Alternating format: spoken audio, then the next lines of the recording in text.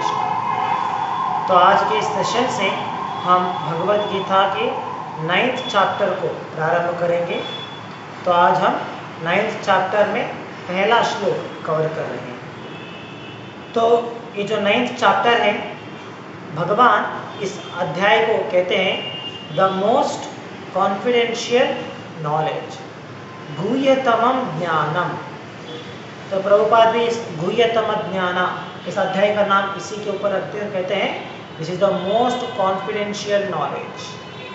तो भावार्थ में हम देख सकते हैं, प्रभुपाद पे डिस्क्राइब करते हैं कि अभी तक जो भी ज्ञान भगवान ने दिया है, उन सभी ज्ञानों में सबसे रहस्यमय ज्ञान है जो आज के इस अध्याय में डिस्कस करने वाले हैं। तो इस 9th चैप्टर में सीक्रेट नॉलेज और गुह्यतम रहस्य ज्ञान यहाँ पे दिया गया है। तो भावार्थ में प्रभुपाद हमें समझाते हैं कि किस प्रकार भगवत गीता के पहले अध्याय में हम क्या देखते हैं, वो इंट्रोडक्शन है। एक्चुअली भगवत गीता के लिए इंट्रोडक्शन मतलब भगवत गीता किस प्रकार से कहा गया है, किस सन्निवेश में इसका उल्लेख आया है, किस सन्निवेश में भगवान ने अर्जुन को ये भगवत गीता सुनाया है।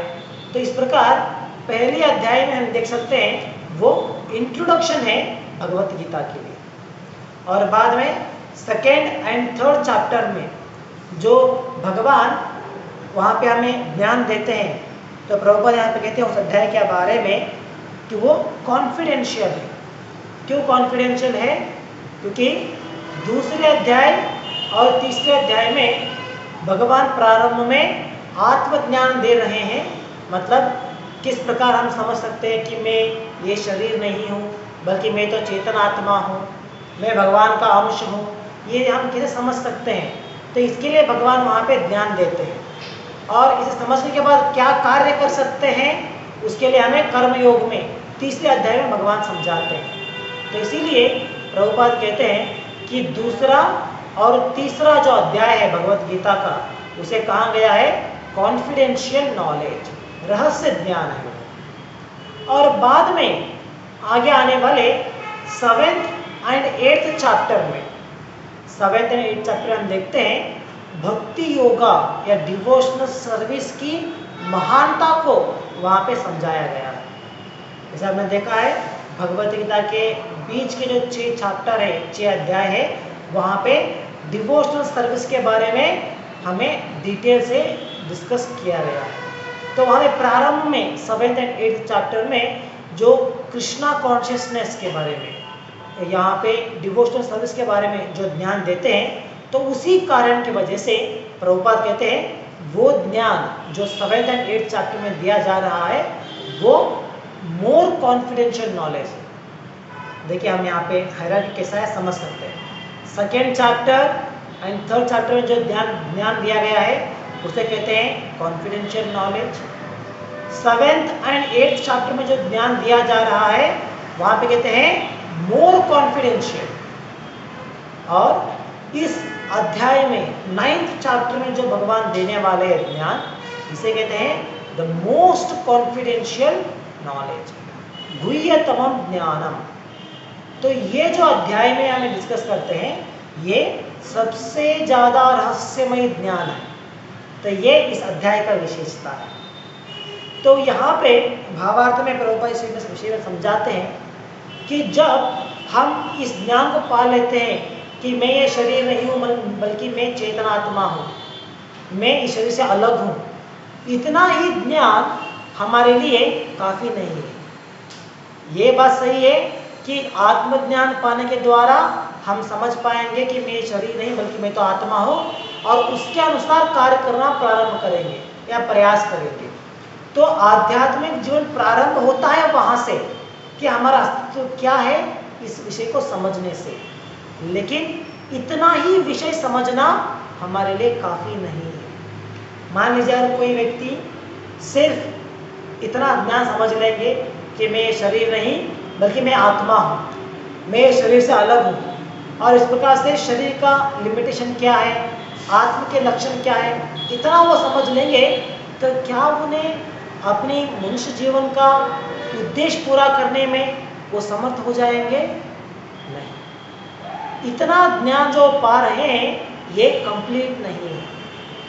इसे आत्म साक्षात्कार का प्रारंभ हम कह सकते हैं, ये आत्म साक्षात्कार ज्ञान का एबीसीडी हम कह सकते हैं, लेकिन यही कंप्लीट नहीं है।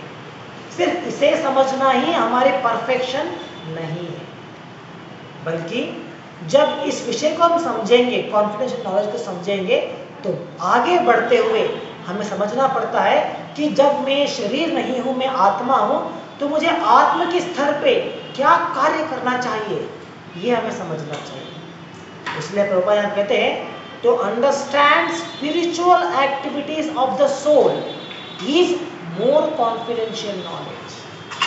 तो इस मोर कॉन्फिडेंशियल नॉलेज में 7th and 8th चैप्टर में हमें क्या सिखाया जा रहा है?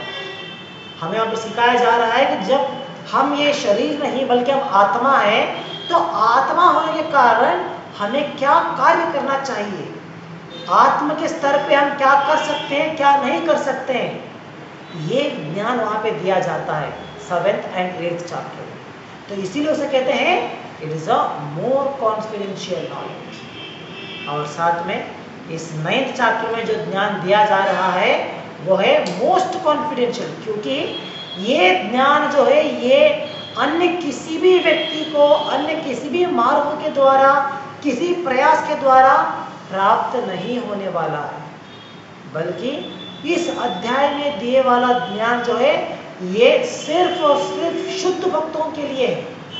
For a pure devotee this knowledge is meant for, उनके लिए है।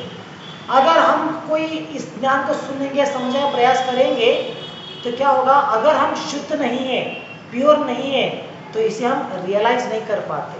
अगर हम इसे रियलाइज करना है तो हमें शुद्ध भक्त बनना चाहिए।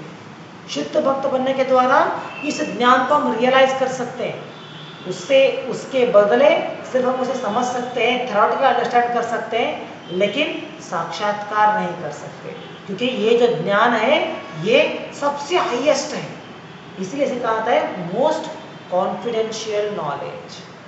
तो भावार्थ में प्रभुपाद ऐसे विचार को समझाते हैं, और भावार्थ के प्रारंभ में प्रभुपाद इस पूरे अध्याय के लिए इंट्रोडक्शन देते हैं। पहले अगर आप देखेंगे भावार्थ के फर्स्ट 2 पैराग्राफ जो है वो इस भगवत गीता के 9th चैप्टर के लिए इंट्रोडक्शन हम कह सकते हैं। तो उसके बाद में प्रभुपाद ये हायरार्की, बाइफर्केशन हम समझाते हैं, और उसके बाद में आज के श्लोक में जो भगवान विचार समझा रहे हैं उसके बारे में विस्तार करते हैं।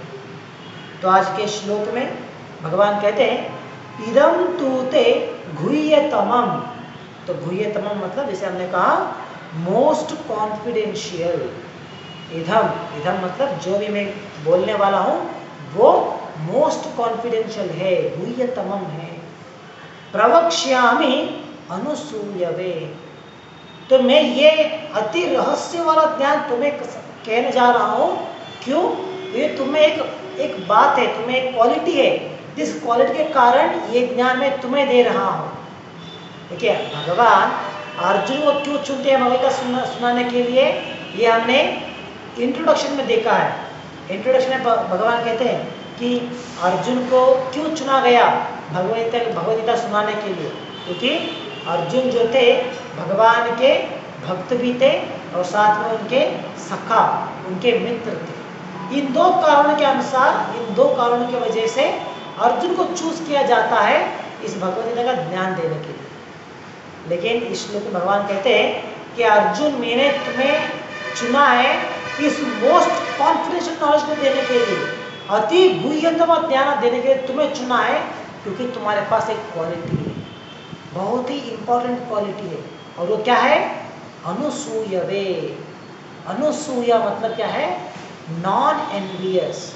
असूये, असूय मतलब एनवियस, अनुसूयवे मतलब नॉन एनवियस। तो भगवान ने अर्जुन को चुना है ज्ञान देने के लिए, क्योंकि अर्जुन नॉन एनवियस है। किसके बारे में नॉन एनवियस है अर्जुन? और यह नॉन एनवियस इतना महत्वपूर्ण क्यों है, ये हम भावार्थ में जब प्रभुपाद समझाते हैं तो उस समय इसके बारे में डिस्कस करेंगे। तो इसी श्लोक के एक भाग में प्रभुपाद इसे डिस्कस करते हैं, तो वहाँ पे हम इसके बारे में समझेंगे।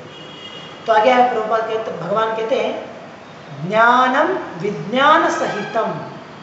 तो इस मोस्ट कॉन्फिडेंशियल नॉलेज में क्या है, क्या दे रहा हूँ मैं कॉन्फिडेंशियल नॉलेज में, वहाँ पे ज्ञान भी है और साथ में विज्ञान भी है। मतलब इस ज्ञान को हम समझ सकते हैं और इसे रियलाइज भी कर सकते हैं, साक्षात्कार भी कर सकते हैं।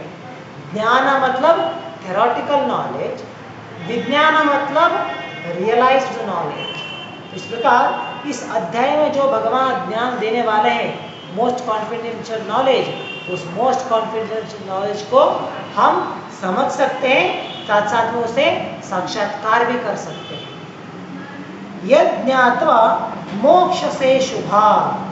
इस प्रकार इस आध्यात्मिक ज्ञान को समझते हुए, इसे साक्षात्कार करते हुए क्या होगा, मोक्ष से हमें इस भौतिक संसार के जो झंझट है, भौतिक संसार के जो प्रॉब्लम्स है, डिफिकल्टीज है, मिजरीज है, इन सभी मिजरीज से हमें मुक्ति मिल सकता है। तो ये भगवान इस अध्याय में आज के श्लोक में हमें समझाते हैं। तो प्रभुपाद इसके बारे में समझाते हुए भावार्थ में कहते हैं कि knowledge refers to pure devotional service. तो यहाँ पे भगवान जो ज्ञान कह रहे हैं, ज्ञानम विज्ञान सहितम, तो यहाँ पे ज्ञान मतलब क्या है, वो है डिवोशनल सर्विस, भक्ति के बारे में। यदि कोई सोच सकता है भगवत गीता के 4th चैप्टर में भगवान आध्यात्मिक ज्ञान के बारे में बात करते हैं, जिसका नाम है ज्ञान योगा और ट्रांसेंडेंटल नॉलेज। तो वहाँ पे तो ऑलरेडी भगवान ने ज्ञान योग के बारे में कहा है, तो यहाँ पे फिर से भगवान क्यों ज्ञान के बारे में बात कर रहे हैं, ज्ञानम विज्ञान सहितम। तो इसको से कोई सोच सकता है। इसीलिए प्रभुपाद यहाँ पे इस शब्द के लिए ज्ञाना, इस शब्द के लिए अनुवाद करते हैं डिवोशनल सर्विस। तो प्रभुपाद इस ज्ञानम शब्द के लिए डिवोशनल सर्विस क्यों कहते हैं, क्योंकि ये पूरा अध्याय जो है ये डिवोशनल सर्विस के बारे में ही समझा रहा है।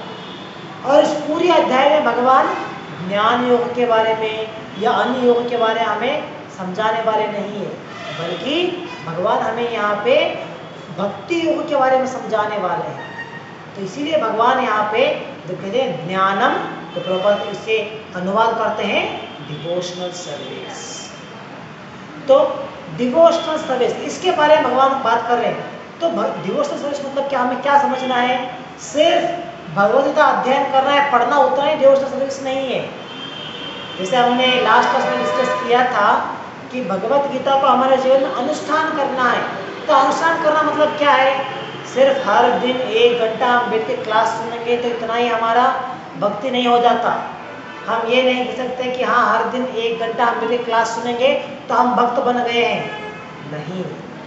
बल्कि डिवोशनल सर्विस मतलब है वहाँ पे 9 अंग है जो प्रहलाद महाराज समझाते हैं। देयर आर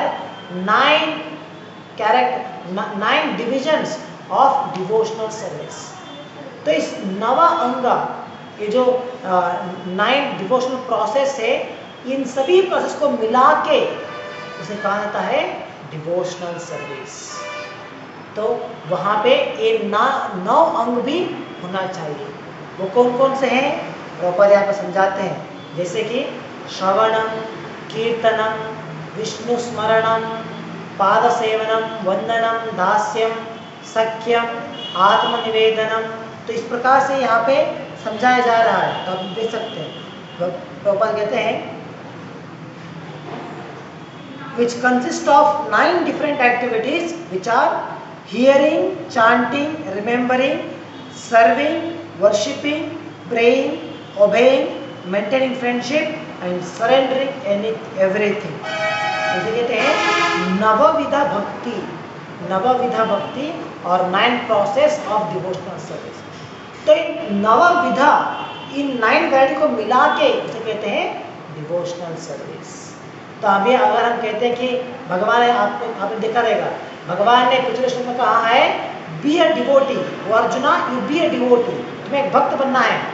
तो जब भगवान हमें अर्जुन के माध्यम से हमें समझा रहे हैं कि तुम भक्त बनो, तो भक्त बनना मतलब क्या करना है हमें ये 9 प्रोसेस फॉलो करना है।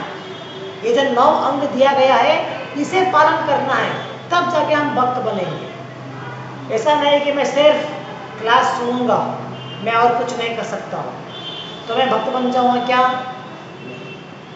ऐसा नहीं कि मैं सिर्फ क्लास बोल सकता हूँ, मैं अपने जीवन में कुछ नहीं करूंगा तो क्या मैं भक्त बन जाऊंगा? नहीं। भक्त बनना है तो ये नवविध भक्ति करना होता है। नवविध भक्ति को अपने जीवन में करना है, लागू करना है, उसे प्रैक्टिस करना है, तब जाके हम कह सकते हैं कि हाँ हम भक्त बन रहे हैं, we are trying to become a devotee. तो इस प्रकार भगवान जब यहाँ पे ज्ञान विज्ञान कहते हैं तो ज्ञान मतलब यहाँ पे आध्यात्मिक ज्ञान मतलब डिवोशनल सर्विस के बारे में कहा जा रहा है। तो डिवोशनल सर्विस मतलब यहाँ पे ये नवविध भक्ति के बारे में भगवान हमें समझाते हैं। तो इस प्रकार के नवविध भक्ति का पालन करते हुए, इसका अगर हम पालन करें अपने जीवन में तो क्या होगा? हम आध्यात्मिक जीवन में बढ़ोतरी पा सकते हैं, प्रोग्रेस कर सकते हैं, और आध्यात्मिक जीवन में प्रोग्रेस करते हुए हम कृष्णा कॉन्शियस बन सकते हैं, पूर्ण तरीके से शुद्ध भक्त बन सकते हैं, प्योर डिवोटी बन सकते हैं। यही इसका उद्देश्य होता है कि 9 प्रोसेस फॉलो करने का उद्देश्य क्या है? To become a pure devotee, to become a Krishna conscious person, यही इसका उद्देश्य है। तो जब हम इस प्रकार के नवविध भक्ति का पालन करेंगे तो क्या होगा? हमारे हृदय में रहने वाले सभी प्रकार के कल्मश नाश हो जाते हैं और हम शुद्ध हो जाते हैं। और जब हम शुद्ध होंगे, प्योर डिवोटी बनेंगे, तब भगवान के बारे में दिया गया सभी ज्ञान जो है वो हमें साक्षात्कार हो सकता है। जैसे हमने कहा इस 9th चैप्टर में भगवान जो मोस्ट कॉन्फिडेंशियल नॉलेज सुना रहे हैं, ये शुद्ध भक्तों के लिए एक्चुअली वो लोग उसे रियलाइज कर सकते हैं। तो इस प्रकार इस ज्ञान को अगर हमें समझना है, रियलाइज करना है, तो कैसे पॉसिबल है? जब हम शुद्ध भक्त बनेंगे। शुद्ध भक्त बनते हुए अपने हृदय को सभी प्रकार के कल्मशों से हम स्वच्छ करेंगे, उसे प्यूरिफाई करेंगे, तब जाके हम भगवान कृष्ण के बारे में सभी ज्ञान को प्राप्त कर सकते हैं। सिर्फ थ्योरेटिकली नहीं बल्कि उसे रियलाइज भी कर सकते हैं। तो इस प्रकार आध्यात्मिक विचार में सिर्फ मैं ये शरीर नहीं बल्कि मैं आत्मा हूँ, इतना ही समझना काफ़ी नहीं है। जैसे हमने कहा प्रारंभ में कि सिर्फ इतना समझना ये आध्यात्मिक जीवन का प्रारंभ है, लेकिन इतना ही समझना सफिशिएंट नहीं है।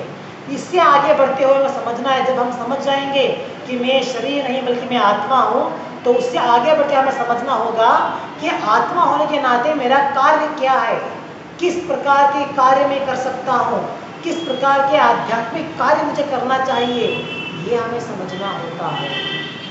तो जब हम उसे समझेंगे तभी इस नवविध भक्ति का हम पालन कर सकेंगे और अपने चित्त को शुद्ध करते हुए हम शुद्ध भक्त बन सकते हैं।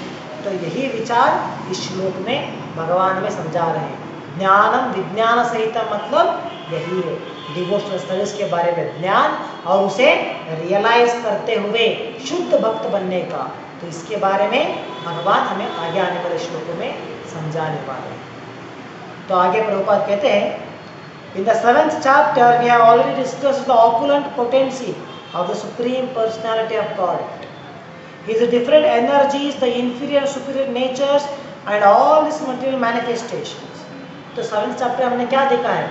भगवान की महानता क्या है, भगवान के ऑपुलेंस क्या है, भगवान के पास श्रेय क्या है, ये सभी हमने देखा है। और इसके साथ साथ हमने भगवान के अलग अलग शक्तियों के बारे में सुना है, भगवान की इंफीरियर शक्ति क्या है, सुपीरियर शक्ति क्या है, हमारा स्थान, हमारा स्वरूप क्या है, ये सभी विचार को हमने 7th चैप्टर में सुना है, डिस्कस किया है और अंडरस्टैंड किया है। तो इस अध्याय में 9th और 10th चैप्टर में हमें क्या समझाएंगे भगवान? The glories of the lord will be delineated. तो यहाँ पे हमें क्या डेलिब्रेट किया जाएगा? वो है the glories of the lord, भगवान कृष्ण की जो महानता है, भगवान कृष्ण की जो ज्ञान है जो सभी लोगों के लिए पास नहीं है, भगवान के बारे में जो इन्फॉर्मेशन है जो ओनली फॉर प्योर डिवोटीज है, ओनली फॉर शुद्ध भक्त है, वो ज्ञान हमें इन अध्यायों में मिलने वाला है। तो यही इस अध्याय का इंट्रोडक्शन। तो भावार्थ के प्रारंभ में अगर हम देखेंगे, भावार्थ के प्रारंभ में प्रभुपाद हमें इस 9th चैप्टर के लिए पूरा इंट्रोडक्शन दे रहे हैं। तो हमने अभी तक देखा कि इस श्लोक में भगवान हमें क्या समझाते हैं और उसके द्वारा आगे आने वाले पूरा अध्याय में भगवान हमें क्या समझाने वाले हैं, ये विचार हमें समझ में आ जाता है।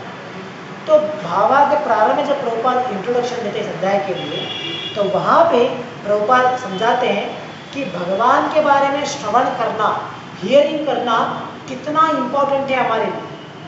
कोई सोच सकता है कि यहाँ पे भगवान के बारे में ग्लोरीज दिया गया है, भगवान की महानता कहा गया है, तो अभी तक तो हमने इतना सारा ग्लोरीज सुना है, फिर से भगवान की ग्लोरीज सुनना है, ये बहुत बोरिंग काम है, ये इतना इंटरेस्ट नहीं आ रहा है, कुछ तो इंटरेस्टिंग सुनना है हमें। तो इसको अगर कोई समझेगा तो हमें पहले समझना चाहिए कि भगवान की ग्लोरीज, भगवान के कार्यों को, उनके गुणों को सुनना, श्रवण करना कितना महत्व है, ये हमें समझना चाहिए। तो इसीलिए प्रभुपाद यहाँ पे भागवतम के द्वारा एक श्लोक का अनुवाद को यहाँ पे उल्लेख करते हुए हमें समझाते हैं कि श्रवण करना, श्रवण करना मतलब हियर करना, हियरिंग करना कितना इम्पोर्टेंट है आध्यात्मिक जीवन में।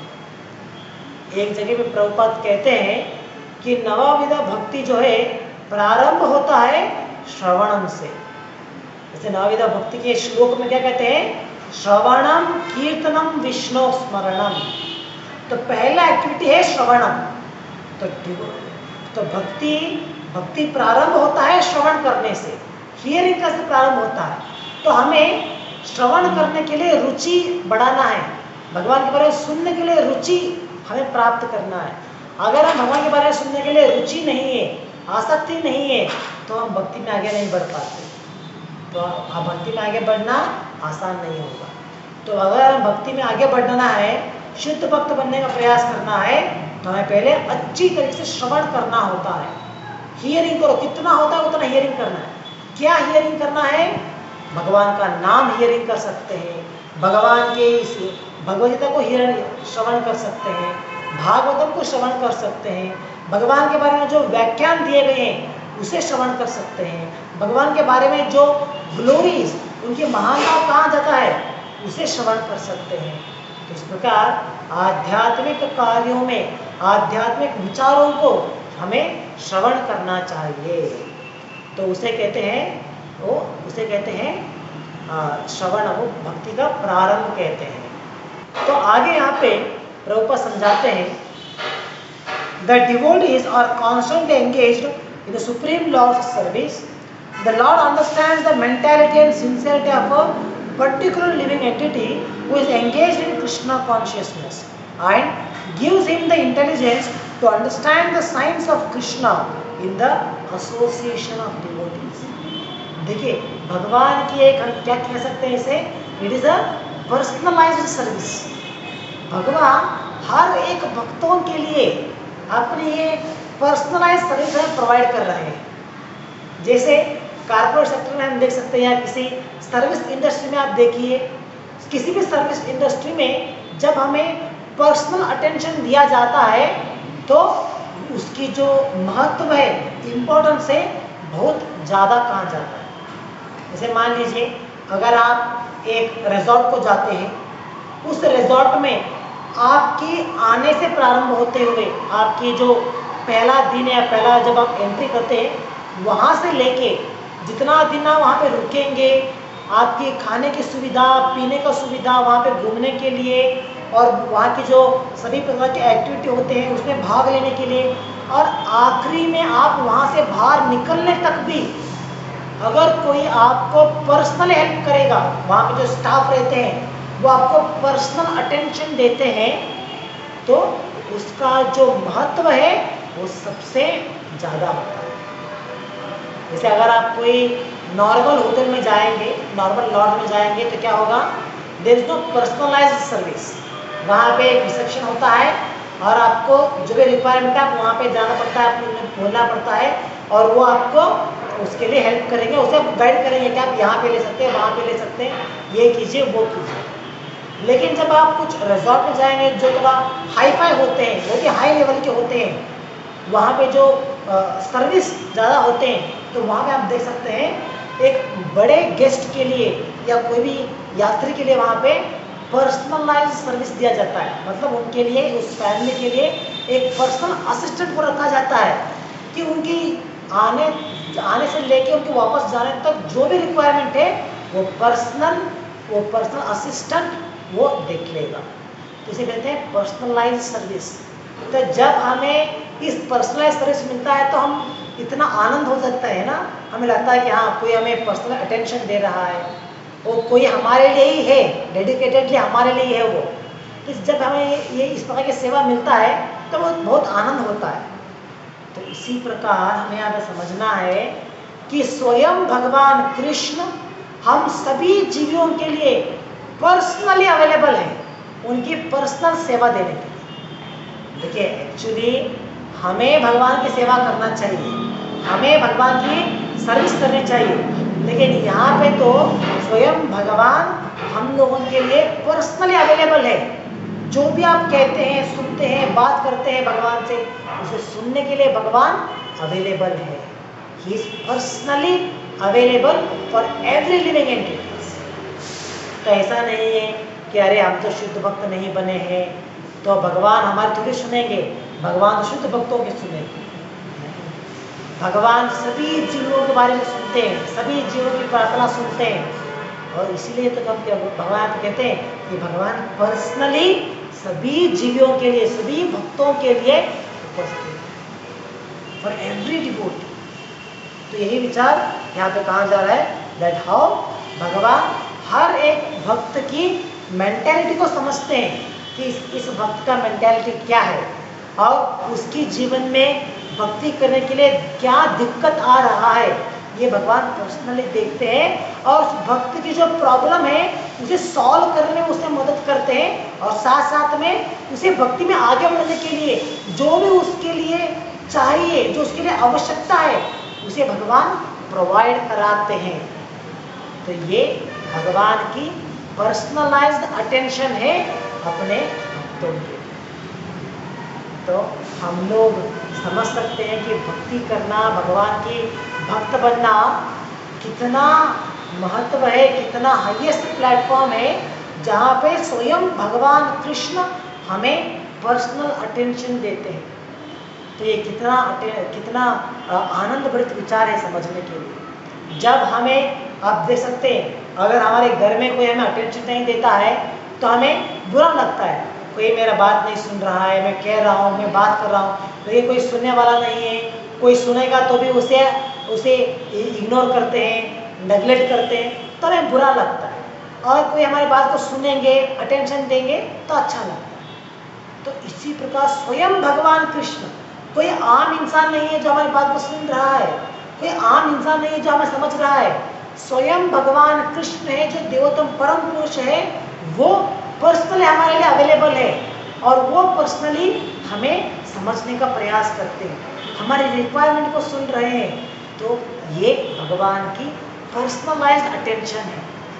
तो इसे हमें समझना चाहिए और इस पर्सनल अटेंशन को समझते हुए, उसके महत्व को समझते हुए हमें भगवान के भक्ति में आगे बढ़ने का प्रयास करना है। जब स्वयं भगवान इतना अटेंशन दे रहे हैं तो हमें उसका सही फायदा उठाना चाहिए ना।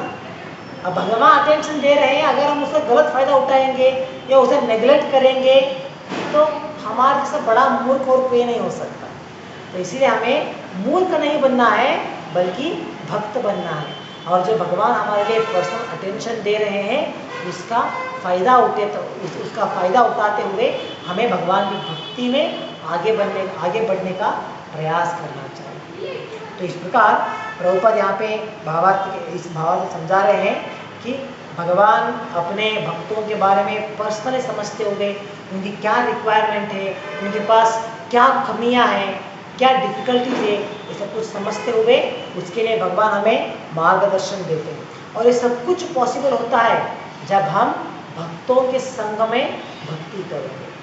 जैसे पिछले श्लोक में हमने इस विचार को डिस्कस किया था कि भक्तों के संग में भगवत गीता पढ़ना कितना इम्पोर्टेंट है।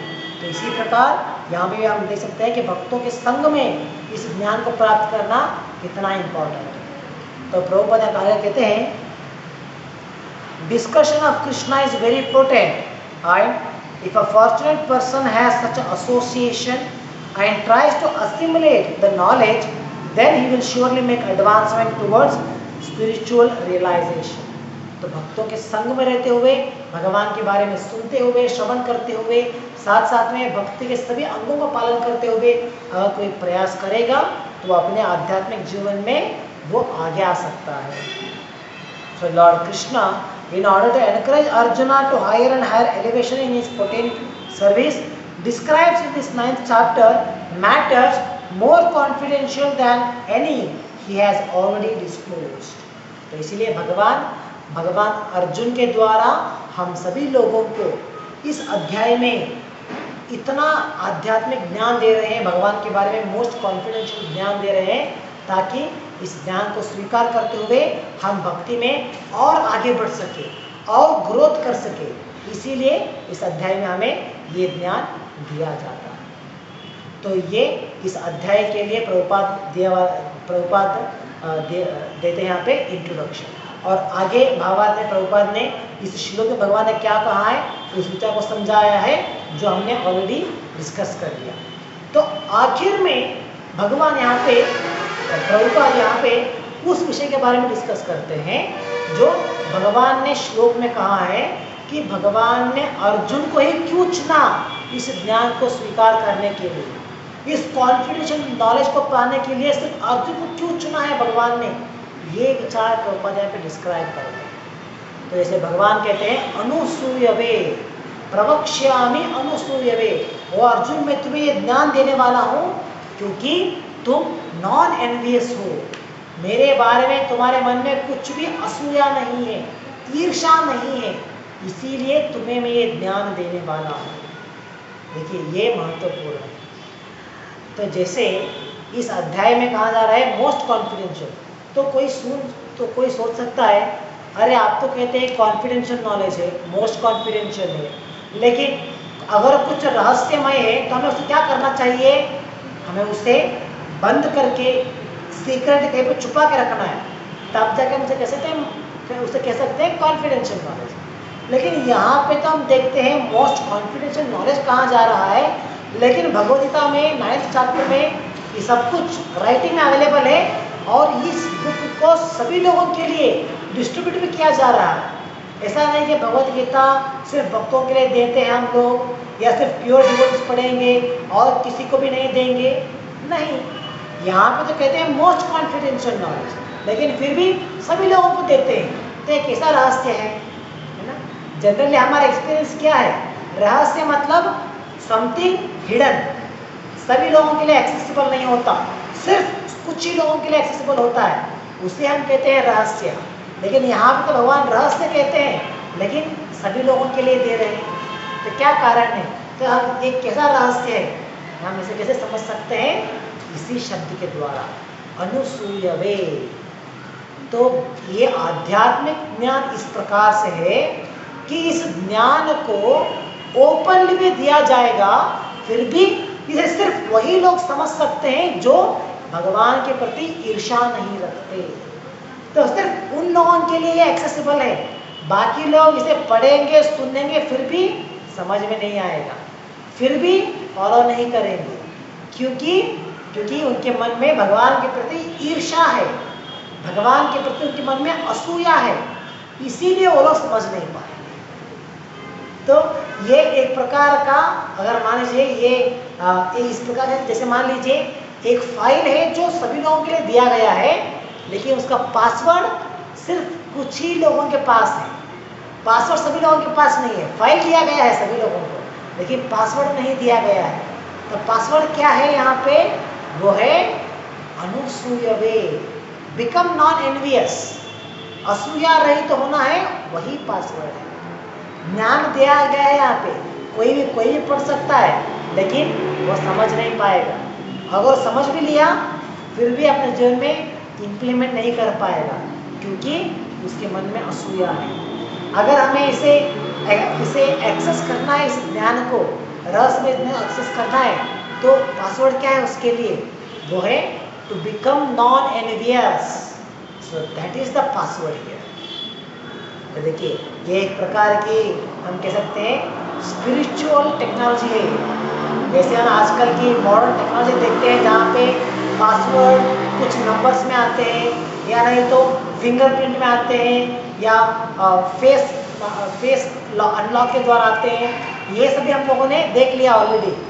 लेकिन ये स्पिरिचुअल टेक्नोलॉजी है जहाँ पे नॉलेज ओपनली दिया गया है फाइल, और उसके लिए पासवर्ड है ये क्वालिटी। इस क्वालिटी को आप इनवाइट करेंगे तो ये पासवर्ड आपको मिल गया और ये फाइल में दिया गया ज्ञान आपको रियलाइज हो जाता है।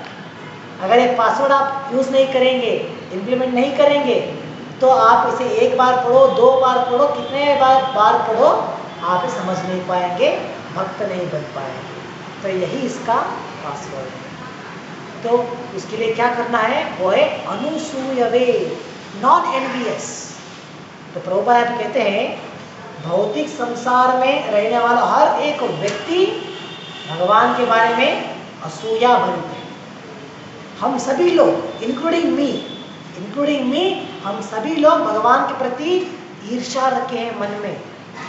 ओपनली हम कह सकते हैं कि अरे मैं तो भगवान का भक्त हूँ, मैं तो हर दिन 16 माला जप करता हूँ, मैं भक्ति करने का प्रयास कर रहा हूँ। लेकिन मन के अंदर अगर हम देखेंगे तो हमारे मन में भगवान के प्रति ईर्ष्या है। ये सटल में है एक्चुअली। कैसे हम समझ सकते हैं कि हमारे मन में ईर्ष्या है? इसके लिए एक कंडीशन है, इसके लिए एक लक्षण है, इसके द्वारा हम समझ सकते हैं। वो लक्षण क्या है? प्रभुपाद एक जगह पे कहते हैं anybody who is existing in this material world he is envious of Krishna. तो अगर हम इस भौतिक संसार में जन्म लिए हैं तो यही लक्षण है हमारा कि हम भगवान के प्रति असूया भरित है। तो भगवान के प्रति असूया भरित है, इसलिए हमें यहाँ पर जन्म लिया गया है। अगर हम भगवान के प्रति असूया नहीं होता तो हम यहाँ पे जन्म नहीं लेते थे, हम भगवान के धाम में रहते थे। तो इसी कंडीशन के द्वारा हमें समझना है कि हर एक व्यक्ति जो यहाँ पे जन्म लिया है वो सभी असूया भरित है, भगवान के प्रति एनवियस है हम लोग।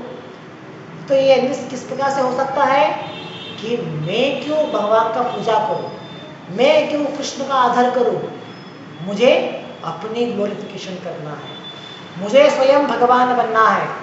तो ये ईर्ष्या हम सभी लोगों के मन में सटल फॉर्म में है, हम लोगों को समझ नहीं पाते, हम लोगों को लगेगा नहीं कि अरे मेरे मन में सब कुछ नहीं है, हम लोग कह सकते हैं, लेकिन नहीं, सटल फॉर्म में ये ईर्ष्या हमारे मन में है।